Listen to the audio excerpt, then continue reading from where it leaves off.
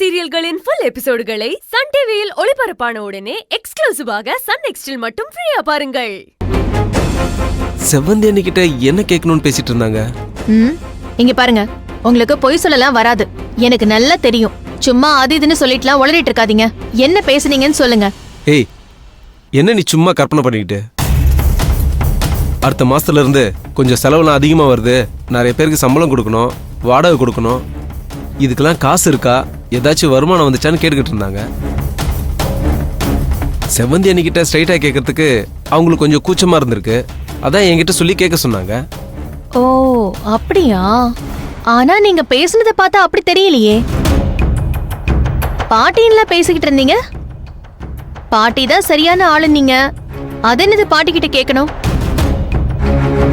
ஏய், பாட்டியும் அண்ணியும் சேர்ந்து தானே இதெல்லாம் நடத்துறாங்க. ஒன்று அண்ணிக்கிட்ட கேட்கணும், இல்லை பாட்டிக்கிட்ட கேட்கணும். இதை தான் பேசிக்கிட்டு இருந்தாங்க. நீ ஏன் சும்மா ஏதோ நினச்சிக்கோ. இங்கே பாரு, ஊரில் இருக்கவங்க எப்பவுமே உன்னை பற்றியே பேசிகிட்டு இருக்க மாட்டாங்க. இருக்கிறவங்களுக்கு வேற வேலை இல்லை, உனக்கு தான் வேலை இல்லை. 24 மணி நேரமாக அடுத்தவங்க பேசுறதையே கேட்டுக்கிட்டு இருப்ப. முதல்ல படுத்து தூங்கு. தேவையில்லாம பேசிக்கிட்டு என்னமோ மறைக்கிறீங்க. மறைங்க மறைங்க. இந்த வீட்ல இந்த மாதிரி வேலையில நான் எத்தனை தடவை பார்த்திருக்கேன். கொஞ்ச நாள் மறைப்பீங்க, அப்புறம் ஆட்டோமேட்டிக்கா வெளியில வரதானே போகுது. அன்னைக்கு வச்சுக்கிறேன் உங்களை.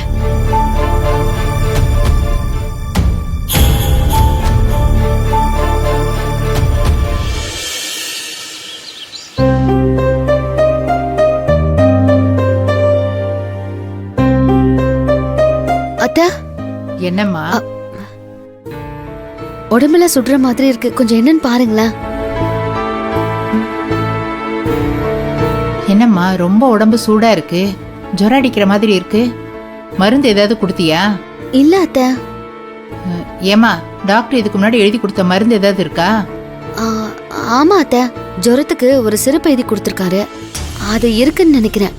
ஏமா, நீ கோயம்புத்தூருக்கு வேற போகணும்னு சொன்னியே. ஆமா அத்தா, அதான் என்ன பண்றதுன்னு தெரியல.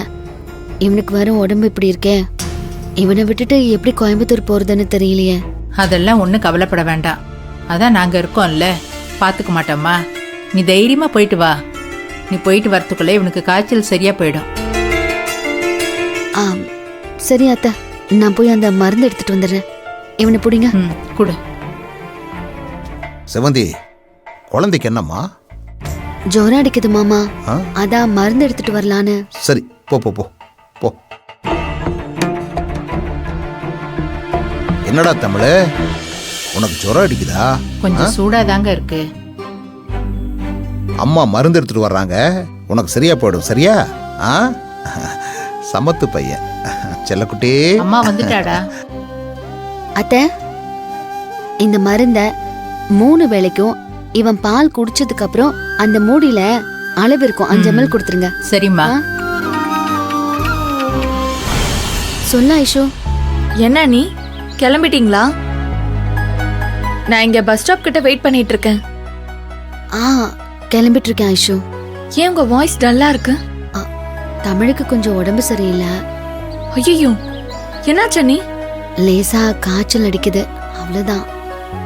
அப்ப இன்னொரு நாள் போய்க்கலாமா நீ? இல்ல இல்ல, போய் பார்த்துட்டு வந்துடலாம். அந்த டீலர் அவ்வளவு இன்ட்ரெஸ்டடா இருக்காரு. கோயம்புத்தூர்ல சப்ளை பண்றதுக்கு ஒரு பெரிய ஆர்டர் கிடைக்கும். போயிட்டே வந்துடலாம். சரிங்க நீ வாங்க, நான் இங்கேயே வெயிட் பண்றேன். செவந்தி, நீ பார்த்து பத்திரமா போயிட்டு வா. நீ குழந்தை பத்தி கவலைப்படாத. நீ திரும்பி வரும்போது நல்லா சிரிச்சிட்டு இருப்பான் பாரு. செல்லக்குட்டி, அம்மா வெளியில போயிட்டு வரேன், பாட்டி சொல்ற பேச்சு கேட்டு நடந்துக்கணும். சரியா? நான் சாயந்தரம் வந்துருவேன். பாத்து போயிட்டு வா. கிளம்புறேன். போயிட்டு வாமா, உன் புள்ளைய நாங்க பாத்துக்கிறோம்மா. சரி நீ மாமா, கிளம்பு. அத்தை வரேன். போயிட்டு வா. ஏய் குட்டி பையா.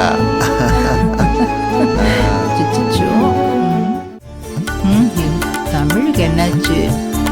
ஏய், என்னடா வச்சிருக்க? அம்மா, அண்ணி எங்க கிளம்பிட்டாங்களா? இப்பதாண்டா கிளம்புனா. குழந்தைக்கு வேற உடம்புக்கு முடியல. போறதுக்கே அவளுக்கு மனசு வரல. கொண்டாங்க எப்படி? என்னாச்சு தமிழுக்கு? என் செல்லக்குட்டி சித்தப்பா கிட்ட வாங்க. என்னாச்சு? லைட்டா தாண்டா உடம்பு சுடுது. என் செல்லக்குட்டிக்கு சரியாயிடும், சரியா? அப்புக்குட்டி இது என்னது? இது பாரு என்ன இருக்கு உள்ள. இவனை நல்லா பாத்துக்கிறதுக்கு நீ ஒருத்தன் போதும்டா. நாங்கெல்லாம் என்னத்துக்கு? ஈஸ்வரி, உன் வாயிலிருந்து ரகு குழந்தைய நல்லா பாத்துக்கிறான்னு வருது. இதெல்லாம் ஒரு நல்ல காரியத்துக்காகத்தான் நினைக்கிறேன். ஆமா, அம்மா எங்க போனாங்க? பக்கத்துல தாங்க போயிருக்காங்க, இப்போ வந்துருவாங்க. அப்ப சரி, அவங்க வந்துடட்டும், தமிழை பத்தி பேசிடுவோம்.